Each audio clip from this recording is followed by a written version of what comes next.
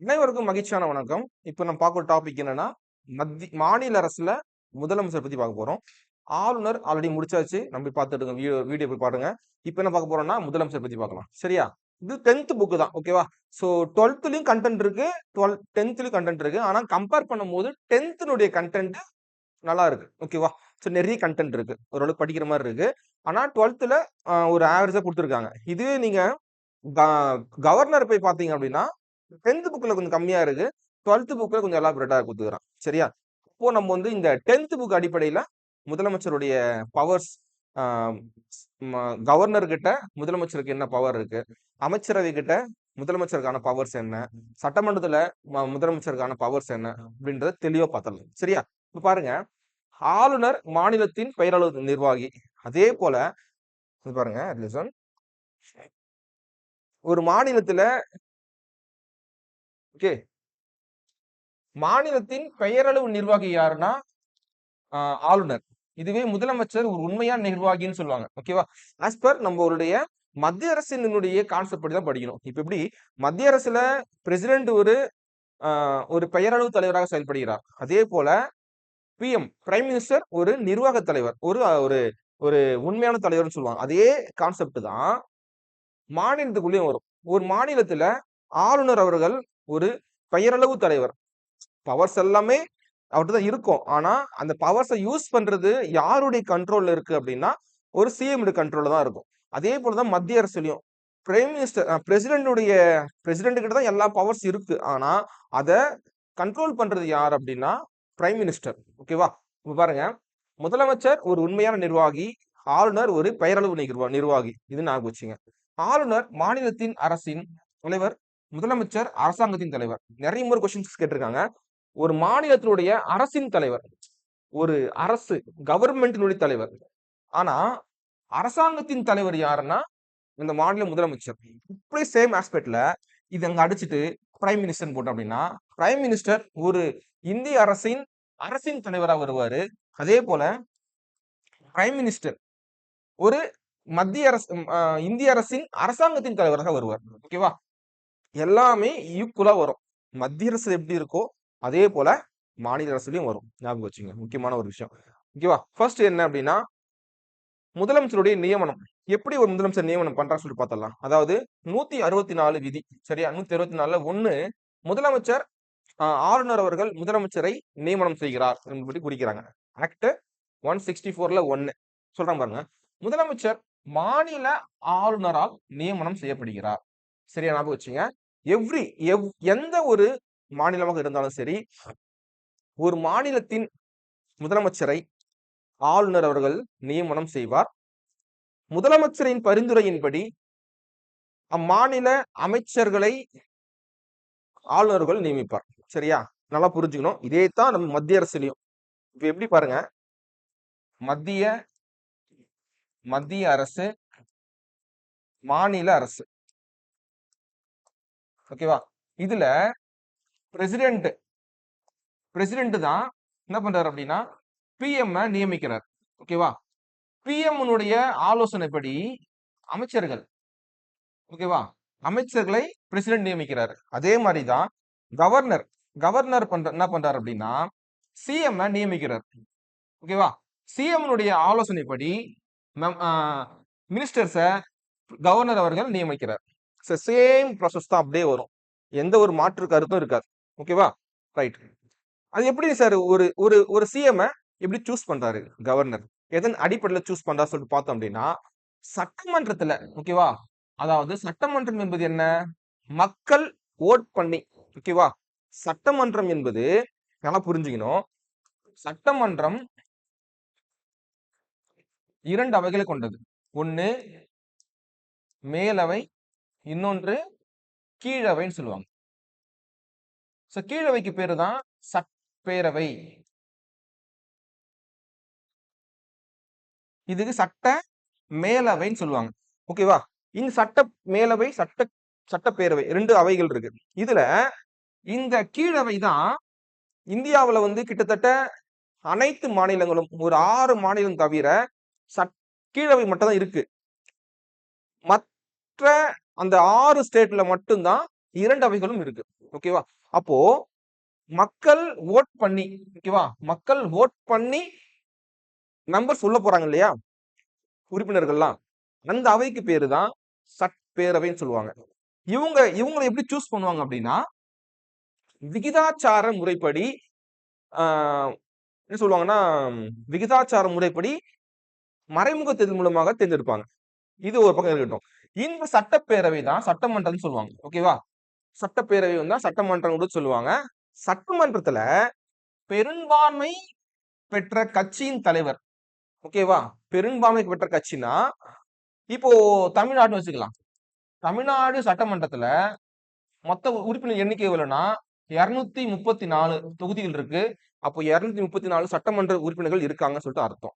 இந்த இதுல மெஜாரிட்டி எவ்வளவு? இதுல பாதி எவ்வளவுன்னு சொல்லிட்டு பார்த்தோம் அப்படின்னா 116. அப்ப 117 கூட்டிக்கலாமா? 2 14 மிச்சம் 1 3 2 ஓகேவா? 117 சீட்டு 117 பிளஸ் 118 118 ஓகேவா? 118 சீட்டு யார் வெற்றி பெறுறாங்களோ அவங்க தான் வந்து பெரும்பான்மை பெற்ற கட்சின்னு சொல்லுவாங்க. ஓகேவா? அது பாதி. ஓகேவா? 118 சீட் எம்எல்ஏ யார் வச்சிருக்காங்களோ அந்த கட்சி தான் பெரும்பான்மை கட்சின்னு சொல்லுவாங்க. அந்த கட்சியிலிருந்து ஒரு நபரை தான் அந்த கட்சி முன்னிறுத்தும் ஒரு நபரை தான் சிஎம் சூஸ் பண்ணுவாங்க. ஓகேவா? இதுதான் ப்ரொசீஜர். அல்லது எந்த கட்சியும் பெரும்பான்மை பெறல. ஆ 118 யாருமே பெறல. அந்த பட்சத்துல கூட்டணி ஆட்சி வைப்பாங்க. சரியா? கூட்டணி ஆட்சி. ஓகே. கூட்டணி ஆட்சினா 2, 3 கட்சிகள் சேர்ந்து 117 பிளஸ் கொண்டு வருவாங்க. சரியா? 2, 3 கட்சிகள் சேர்ந்து 118 எம்எல்ஏக்கு மேல வந்துட்டாங்க அப்படின்னா, அது கூட்டணி ஆட்சி சொல்லுவாங்க. அந்த கூட்டணி ஆட்சிக்குள்ள அவங்க முன்னிறுத்தக்கூடிய ஒரு நபரை கவர்னர் அவர்கள் சிஎம் சூஸ் பண்ணுவார். ஓகேவா? ஒருவேளை எந்த கட்சியுமே பெரும்பான்மை பெறல. அது மாதிரி சூழ்நிலையில கவர்னர் என்ன முடிவு எடுப்பார்னா பாருங்க. ஒருவேளை எந்த கட்சியும் முழுமையாக பெரும்பான்மை பெறாத போது அல்லது பெரும்பான்மை பெற்றவர்கள் தங்களது தலைவரை தேர்ந்தெடுக்க தவறும் போது ஆளுநர் தனது அதிகாரத்தை பயன்படுத்தி அடுத்ததாக பெரு அடுத்ததாக பெரும்பான்மை பெற்ற கட்சியை அமைச்சரவை அமைக்க அழைப்பார். இப்போ இதுல பாருங்க, இதுதான் வந்து கவர்னருடைய பவர்ஸ் யூஸ் பண்றாரு. என்ன பவர் அப்படின்னா, ஒரு ஸ்டேட்ல பெரும்பான்மை பெறல. எந்த ஒரு கட்சியுமே 118 சீட்டு பெறல தமிழ்நாட்டுல. ஆனா கூட்டணி ஆட்சி வைக்க முடியல. இந்த மாதிரி சூழ்நிலையில என்ன ஆகுது அப்படின்னா, கவர்னர் என்ன பண்றாரு? பெரும்பான்மை பெற்ற கட்சியும் யாரும் இல்ல. அப்படி பெரும்பான்மை பெற்ற கட்சி தங்களுக்குள்ள ஒரு முரண்பாடு இருக்கு. யார வந்து சிஎம் சூஸ் பண்ணலாம் அப்படின்னு ஒரு கருத்து வேறுபாடு உள்ளுக்குள் சுழலும் போது, இந்த மாதிரி சூழ்நிலையிலும் பிளஸ் அவர் என்ன நினைக்கிறாரு? அவர் என்ன நினைப்பார் செய்வார் அப்படின்னா, எந்த கட்சிக்கு பெரும்பான்மை நிரூபிக்கும் ஒரு சூழ்நிலை இருக்கிறது என்று ஆராய்ந்து அந்த கட்சி கிட்ட அமைச்சரவை அமைக்க அழைப்பு விடுப்பாரு.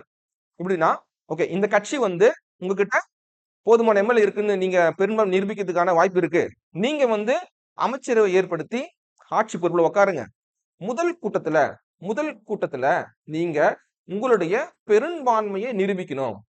சரி அப்படின்னு சொல்லிட்டு ஒரு கருத்தை முன் வச்சுட்டு ஆட்சி அமைக்க கூப்பிடுவாங்க. சரியா? அப்போ எல்லாமே முடிஞ்சதுக்கு அப்புறம் ஃபர்ஸ்ட் கூட்டத்தொடர்ல முதல் கூட்டத்துல அந்த கட்சி தன்னுடைய பெரும்பான்மையை நிரூபித்தாக வேண்டும். பெரும்பான்மைன்னா என்ன? 118 பிளஸ் காட்டணும் மெம்பர்ஸ. காட்டினாலே போதும். இதுதான் பெரும்பான்மைன்னு சொல்லுவாங்க. ஓகேவா? அவ்வாறு அழைக்கப்படும் தலைவர் ஆளுநர் வழங்கப்படும் கால அவகாசத்துக்குள் சட்டமன்றத்தில் அதாவது பெரும்பான்மை நிரூபிக்கப்பட வேண்டும். சரியா? பெரும்பான்மை நிரூபிச்சாகணும். இது ஞாபகம் வச்சுக்கணும். அடுத்து இப்படிதான் ஒரு முதலமைச்சரும் சூஸ் பண்ண முடியும். ஓகேவா? யாரு? கவர்னர். ரைட். அடுத்து இல்லன்னு வச்சுக்க இன்னொரு சொல்லலாம். இப்ப நான் ஒரு கட்சி வச்சிருக்கேன். என் கட்சி மெம்பர்ஸ் வந்து ஒரு 120 பேர் வெற்றி பெற்றோம். 120 எம்எல்ஏக்கள் என்கிட்ட இருக்காங்க அப்படின்னா, நானே டைரக்டா போயிட்டு ஆட்சி அமைக்க கோருவேன். என்கிட்ட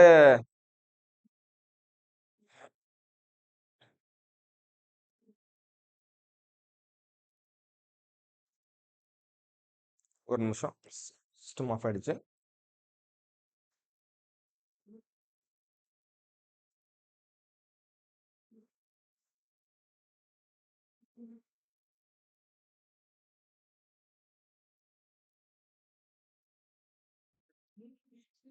ஓகேவா?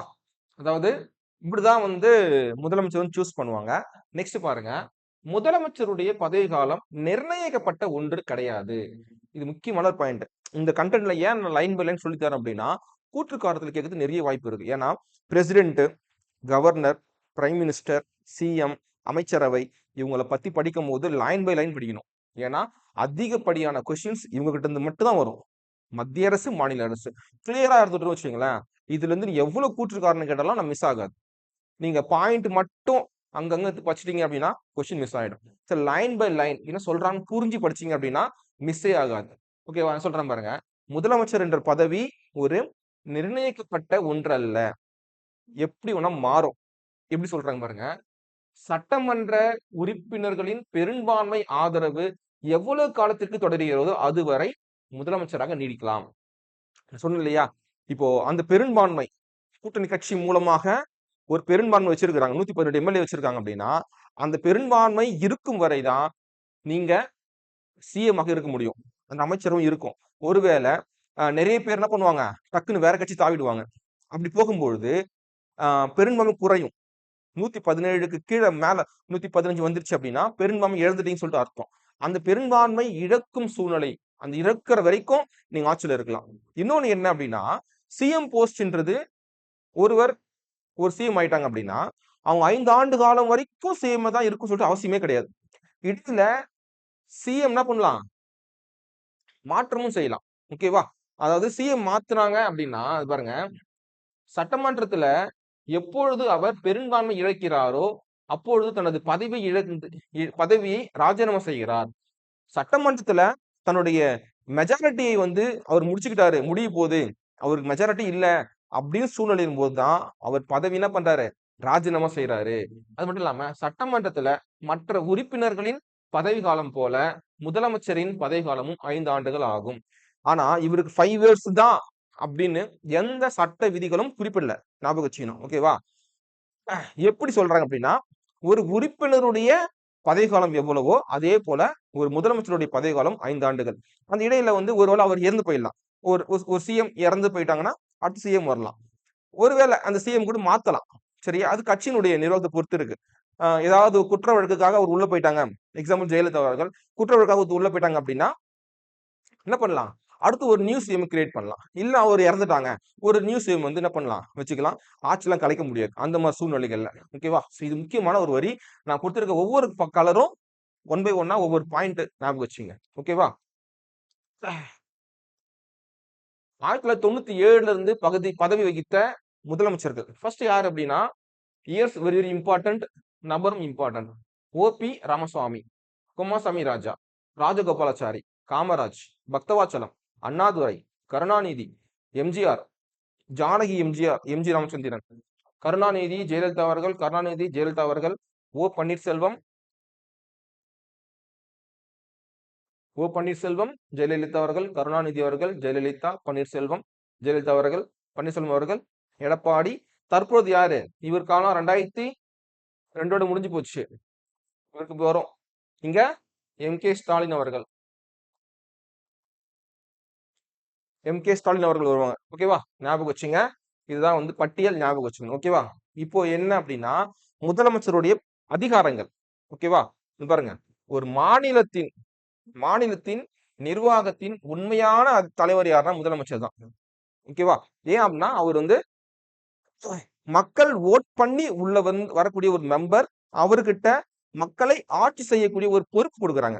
அரசாங்கத்தினுடைய நிர்வாகத்தை செய்வதற்கு ஒரு பொறுப்பு கொடுக்குறாங்க. அவர் தான் முக்கியமான ஒரு ஆளுகை, ஒரு அதிகாரமிக்க ஒரு பர்சன்.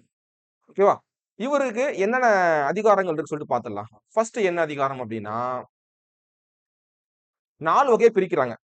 என்னென்ன வகைன்னு பாத்துடலாமா? முதல் வகை அமைச்சருக்கும் சிஎம்க்கும் உள்ள தொடர்பானவை, ஆளுநருக்கும் சிஎம்க்கும் உள்ள தொடர்பானவை, சட்டமன்றத்திற்கும் சிஎம்க்கும் உள்ள தொடர்பு மற்றும் இதர பணிகள், இதர அதிகாரங்கள். ஓகேவா? ஃபர்ஸ்ட் என்ன பார்த்தலாம். அதாவது ஃபர்ஸ்ட் வந்து அமைச்சரவை. அமைச்சரவையும் சிஎம்முக்கும் உள்ள ஒரு தொடர்பு என்ன? என்ன ஒரு கனெக்ஷன் பார்த்தலாமா? ஃபர்ஸ்ட் ஒன் பாருங்க. அமைச்சரின் பரிந்துரையின் பெயரிலேயே ஆளுநர் அமைச்சர்களை நியமிக்கிறார். நான் ஆல்ரெடி சொல்லியிருந்தேன் இல்லையா? எந்த ஒரு அரசாங்கம் வந்தாலும் சரி, முதலமைச்சர் யாரை கை நீட்டுகிறாரோ அவர்களை ஆளுநர் அவர்கள் பதவி பிரமாணம் செய்து வைப்பார் அமைச்சராக. இடையிலும் மாற்றம் செய்யலாம். கொடுத்துருப்பாங்க பாருங்க. அமைச்சர்களுக்கு துறைகளை ஒதுக்கீடு செய்கிறார். ஒரு பர்சனுக்கு இப்போ ஒரு நபருக்கு இந்தப்பா நீ வந்து நிதித்துறை, நீ வந்து எஜுகேஷன் மினிஸ்டர், நீ அக்ரிகல்ச்சர், நீ வந்து பினான்ஸ், அது இது சொல்லிட்டு பிரிச்சு கொடுப்பவர் யார் என்றால் சிஎம். அது அப்படியே மத்திக்கும் பொருந்தும். மத்தியிலும் சரி துறைகளை ஒதுக்கீடு செய்பவர் யாரு? பிஎம். அதை அப்ரூவல் பண்றவர், அது வந்து பதவி பிரமாணம் செய்திருப்பவர் தான் பிரசிடென்ட். இது மத்திய அரசு. மாநில அரசுல ஒவ்வொரு பர்சனுக்கும் துறைகளை ஒதுக்கீடு செய்பவர் சிஎம். அந்த துறைகள் இவருக்கு தான் சொல்லிட்டு பதவி பிரமாணம் செய்திருப்பவர் கவர்னர். ஞாபகம் வச்சுங்க. தனது அமைச்சரவையை மாற்றி அமைக்கிறார். சார் இப்போ இன்னைக்கு பதவி எடுத்துட்டாங்க, இன்னைக்கு ஜெயிச்சுட்டு வந்துட்டாங்க, இன்னும் அவங்களுக்கு 5 வருஷம் வேலிடிட்டி இருக்கு. 5 வருஷமும் அவங்க தான் இருப்பாங்களா அமைச்சரா, கல்வி அமைச்சரா, நிதி அமைச்சரா? கிடையாது. இடையில் அமைச்சரவையை மாற்றி அமைக்கலாம். யாருடைய பரிந்துரையின்படி? முதலமைச்சர் பரிந்துரையின்படி ஆளுநர் இப்பணிகளை மேற்கொள்வார். என்ன பண்றாரு? ஒரு நபருக்கு எஜுகேஷன் மினிஸ்டர் கொடுக்குறாரு. அடுத்த ஓராண்டுல என்ன பண்றாரு? அந்த பதவியை தூக்கி இன்னொரு ஆட்ட கொடுக்கலாம். இல்ல இன்னொரு எம்எல்ஏ அழைத்து அவருக்கு மினிஸ்டர் போஸ்டிங் நல்ல ஒரு துறை கொடுத்து அவர் கேபினெட் அந்தஸ்துல வச்சுக்கலாம். இப்படி தன்னுடைய அமைச்சரவையை மாற்றி அமைப்பதற்கு முதலமைச்சருக்கு அதிகாரம் உண்டு. அமைச்சரவை கலைக்கலாம், கலைச்சிட்டு ஒரு நியூ அமைச்சரவை ஏற்படுத்தலாம். ஓகேவா? அடுத்து என்ன சொல்றாங்க அப்படின்னா, கருத்து வேறுபாடு காரணமாக ஒரு அமைச்சர்கிட்ட, நான் சிஎம், ஒரு அமைச்சர்கிட்ட எனக்கு அவர் ஒரு கருத்து வேறுபாடு இருக்கு, நான் சொல்றேன் நீங்க வந்து சரியில்லை, நீங்க வந்து பதவி வந்து ராஜினாமா பண்ணுங்க அப்படி சொல்றேன், நீங்களும் பண்ணிடுங்க அப்படின்னு சொல்றேன். அவர் கேட்க மாட்டார். நான் என்ன பண்றேன்? கேட்க மாட்டியா, நான் உன்னை பதவி நீக்கம், நான் உன்னை வந்து டிஸ்மிஸ் பண்றேன் அப்படி சொல்லலாம். பதவி நீக்க நான் உன்னை செய்யறேன் அப்படின்னு சொல்லுவாங்க பாருங்க. அமைச்சருடன் கருத்து வேறுபாடு ஏற்படும் போது ராஜினாமா செய்யும்படி கேட்கிறார் அல்லது பதவி நீக்கம் செய்ய ஆளுநருக்கு பரிந்துரைக்கிறார். இவர் பரிந்துரைச்சுதான் கவர்னர் செய்ய முடியும். வாலண்டரியா கவர்னர் செய்யக்கூடாது, செய்யவும் முடியாது. அவர் ஒரு கவர்னர் ஆசைப்பட்டாரு, அதனால உனக்கு வந்து நான் அமைச்சரா பதவி பிரமாணம் செஞ்சு வைக்கிறேன்னா பண்ண முடியாது. கவர்னர் கோவப்பட்டாரு, உன்னை நான் பதவி நீக்கம் பண்றேன் அப்படின்னு பண்ண முடியாது. இந்த 2 வேளையும் சிஎம் ஒப்புதலுடன், சிஎம் ஆலோசனைப்படிதான் இவர் செய்வார். ஓகேவா? ஞாபகம் வச்சுங்க. அமைச்சரவை கூட்டத்தை தலைமையேற்று நடத்தி முடிக்கிறார். இந்த அமைச்சரவை கூட்டம் வைப்பாங்க, மினிஸ்டர்ஸ் மீட்டிங். அந்த கூட்டத்திற்கு டேட் குறிக்கிறவர் இவர் தான், டைம் குறிக்கிறவர் இவர் தான், அதை நடத்தி முடிச்சு வீட்டுக்கு அனுப்புறது இவர் தான். ஏன்னா அவர் தான் அமைச்சர்களுக்கெல்லாம் தலைவர், சிஎம். அமைச்சரவையில் குழப்பத்தை தனது ராஜினாமா மூலம் முடித்து வைக்கிறார். அமைச்சரவையின் குழப்பத்தை தனது ராஜினாமா மூலம் என்ன பண்றாரு? முடிச்சு வைக்கிறாரு. ஆட்சியே ஒரு குழப்பத்தில் போயிட்டு இருக்கு, அதிகாரம் யார்கிட்ட இருக்குன்னு தெரியல, இது மோசமா போயிட்டு இருக்கு அப்படின்னு சூழ்நிலையில தன்னுடைய ராஜினாமா, அவரு நல்லா புரிஞ்சுக்கணும், சிஎம் ராஜினாமா பண்ணார் அப்படின்னா அமைச்சரவே காலி ஆயிடும். அமைச்சரவே காலி, ஆட்சி முடிஞ்சு போயிடும். திரும்ப ரீஎலெக்ஷன் வைப்பாங்க. ஞாபகம் வச்சுங்க, அதுதான் முக்கியமான பாயிண்ட் இதுல. ஓகேவா? அமைச்சர்கள் அனைவரையும் கட்டுப்படுத்தி, வழிநடத்தி, இயக்கி அவர்களது நடவடிக்கைகளை ஒழுங்குபடுத்துகிறார். புரிஞ்சுச்சா? அமைச்சரவை கண்ட்ரோல் பண்றது இவருதான், சிஎம் தான். ஓகேவா? இதுதான். அப்போ சிஎம்க்கும் அமைச்சருக்கும் இடையேயான ஒரு கருத்து, ஒரு அதிகாரங்கள். இப்போ சிஎம்க்கும் கவர்னருக்கும் பாருங்க, ஆளுநருக்கும் அமைச்சரவுக்கும் இடையே, ஓகேவா, இடையே ஒரு பாலம் போல, எப்படி பிரசிடென்ட்டுக்கும் மெம்பர் ஆஃப் பார்லிமெண்ட் அமைச்சர்களுக்கும் இடையே பிஎம் ஒரு பாலம் போல செயல்படுகிறாரோ, அதே போல கவர்னர் அமைச்சர்கள் மினிஸ்டர்ஸ் இடையே ஒரு பாலம் போல இருப்பவர் யார் அப்படின்னா சிஎம். ஓகேவா? இது மத்திய அரசுக்கு, இது மாநில அரசுக்கு. ஓகேவா? இது ரொம்ப ரொம்ப இம்பார்ட்டன்ட், ஞாபகம் வச்சுக்கணும். ஓகேவா? சொல்றாங்க பாருங்க, செய்தி தொடர்புகளில் முதலமைச்சர் முதன்மையாக விளங்குகிறார். கீழ்காணும் அலுவலகம் தொடர்பாக ஆலோசனை வழங்குகிறார். அதாவது ஆளுநர் நியமனங்கள், சரியா, முக்கியமான நியமனங்கள், ஒரு ஒரு ஒரு ஒரு ஒரு ஸ்டேட்ல முக்கியமான நியமனங்கள் ஒரு உயர் நீதிமன்ற நீதிபதியாக இருக்கட்டும், இல்ல மாநில தேர்தல் அதிகாரியா இருக்கட்டும், மாநில சிஏஜியா இருக்கட்டும், ஒரு மாநிலத்தினுடைய வழக்குரைஞராக இருக்கட்டும், அட்வொகேட் ஜெனரலா இருக்கட்டும், இந்த போன்ற உயர் பதவிகளில் இருக்கக்கூடிய டிஎம்சி தலைவராக இருக்கட்டும், எதுவா இருந்தாலும் சிஎம் மற்றும் அமைச்சர்களின் ஆலோசனைப்படி தான் ஆளுநர் அவர்களை நியமனம் செய்ய முடியும். சரியா? பாருங்க என்ன பண்றாங்க பாருங்க. மாநில வழக்குரைஞர், ஸ்டேட் எலெக்ஷன் கமிஷனர், மாநில தேர்தல் ஆணையர், அட்வொகேட் ஜெனரல், மாநில தேர்தல் ஆணையர், டிஎன்பிசியினுடைய தலைவர் மற்றும் உறுப்பினர்கள், மாநில திட்டக்குழு தலைவர் மற்றும் உறுப்பினர்கள், மாநில நிதிக்குழு தலைவர் மற்றும் உறுப்பினர்கள் போன்ற இந்த மாதிரியான அப்பாயின்மெண்ட்ஸ் எல்லாமே சிஎம் மற்றும் அமைச்சர்களுடைய ஆலோசனைப்படி ஆளுநர் மேற்கொள்வார். ஆளுநர் தன்னிச்சையாக முடிவெடுக்க முடியாது. நெக்ஸ்ட், சட்டமன்றம் தொடர்பானவை. இப்போ சட்டமன்றத்திற்கும் சிஎம் தொடர்பானவை பார்க்கலாமா? பாருங்க, சட்டமன்றம் கூட்டத்தொடரை ஆரம்பிக்கவும் ஒத்திவைக்கவும் ஆளுநருக்கு முதலமைச்சர் ஆலோசனை வழங்குகிறார்.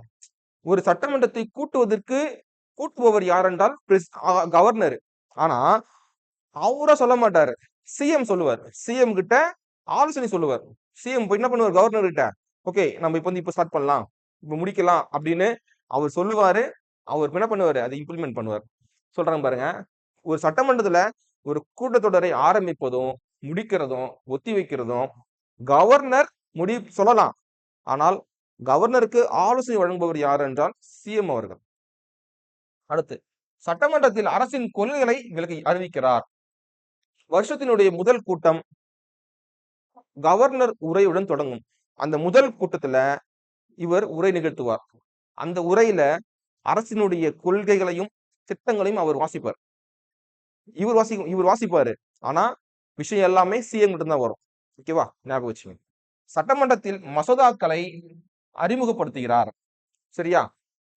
சட்டமன்றத்துல ஒரு சட்டம் கொண்டு வருவதற்கு அந்த மசோதாவை சட்டமன்ற தாக்கல் செய்து சட்டமன்றத்துல மெம்பர்ஸ் ஏற்றுக்கொண்டு பிறகு என்ன ஆகும், கவர்னர்கிட்ட போகும். அவரு சைன் பண்ணது, அவர் ஒப்புதல் பெற்ற பின்புதான் அது மசோதா சட்டமாக மாறும். ஓகேவா? அப்போ சட்டமன்றத்துல மசோதாக்களை தாக்கல் செய்பவர் அறிமுகப்படுத்துறது யாருன்னா சிஎம் தான். சரி, அடுத்து, எந்த நேரத்திலும் சட்டமன்றத்தை கலைக்க ஆளுநருக்கு பரிந்துரை செய்கிறார். சரியா?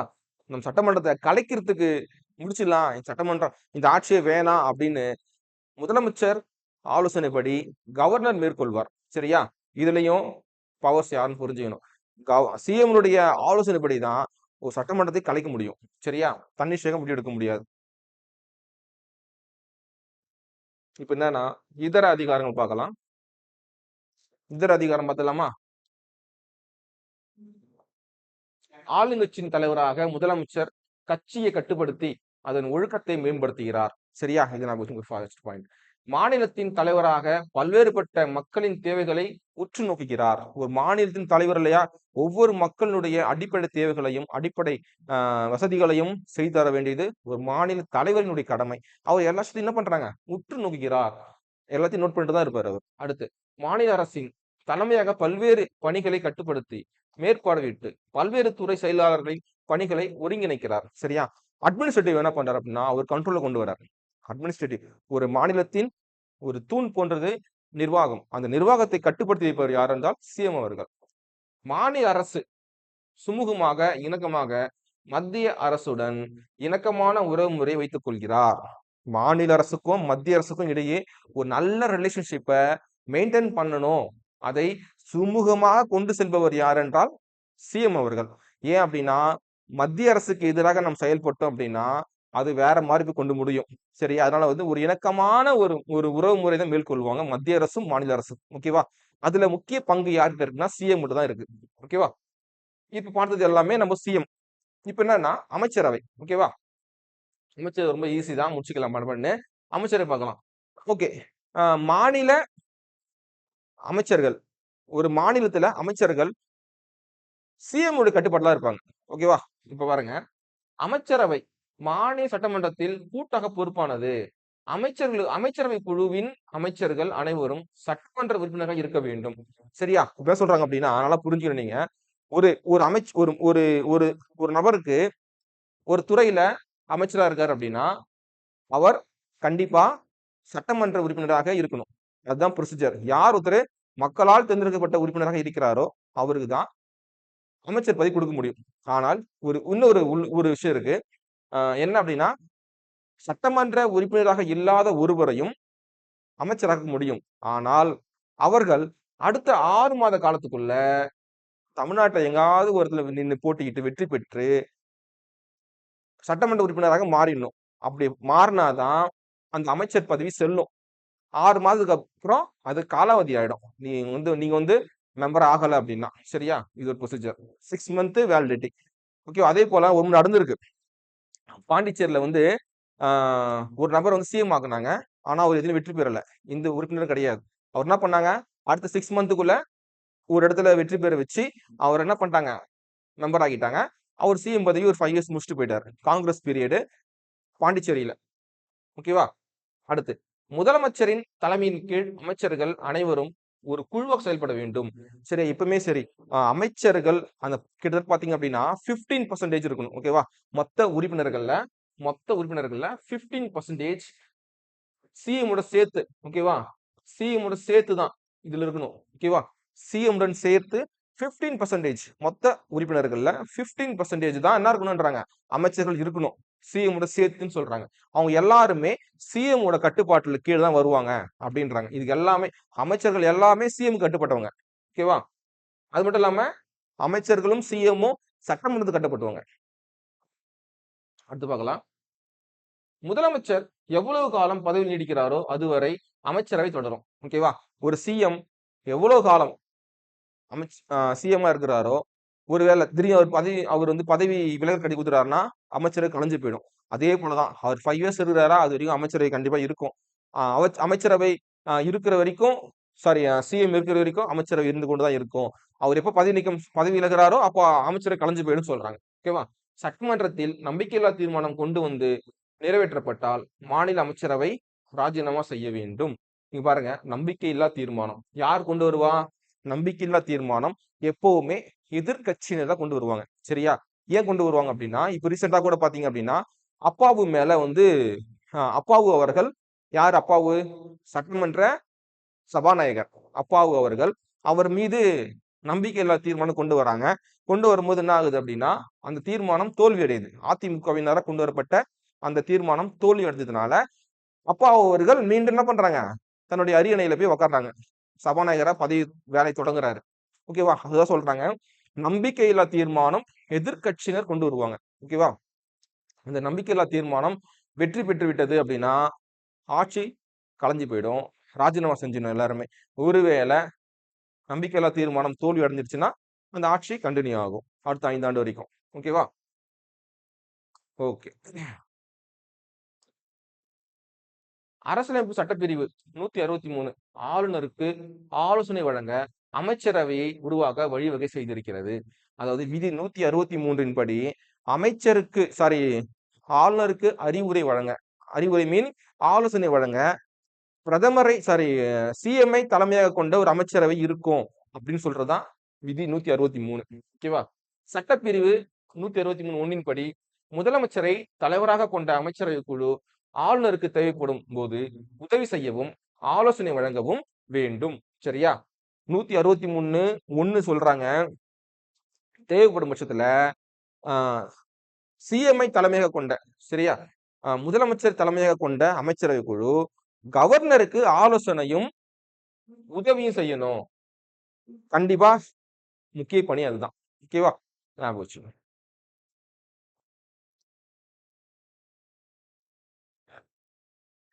அமைச்சருடனான மற்ற விதிகள். சரியா? இது பாருங்க. இது 164ல 1 ஆளுநர் முதலமைச்சர் நியமிக்கப்படுவது பத்தி கூறுறாங்க. அடுத்து, மற்றும் முதலமைச்சரின் பரிந்துரையின் பேரில் மற்ற அமைச்சர்களையும் நியமனம் செய்யும் வகை செய்கிறது. விதி 164ல 1 படி ஆளுநர் தான் சிஎம் சூஸ் பண்றாரு, நியமிக்கிறாரு.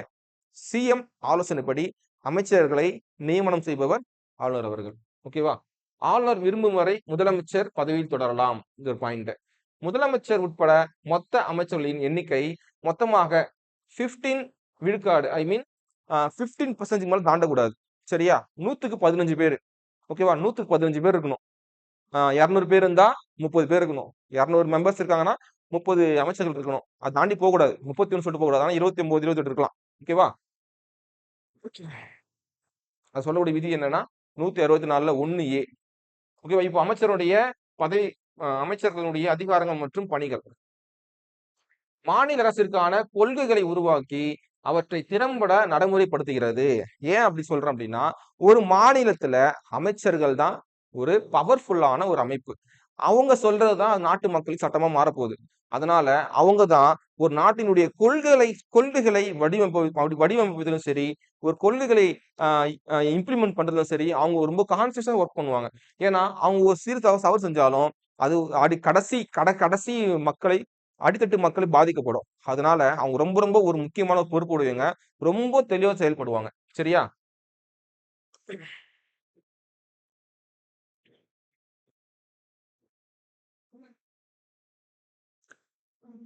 பாருங்க. சட்டமன்ற நிகழ்ச்சிகளை முடிவு செய்து எல்லா முக்கியமான மசோதாக்களுக்கும் ஆதரவு அளிக்கிறது.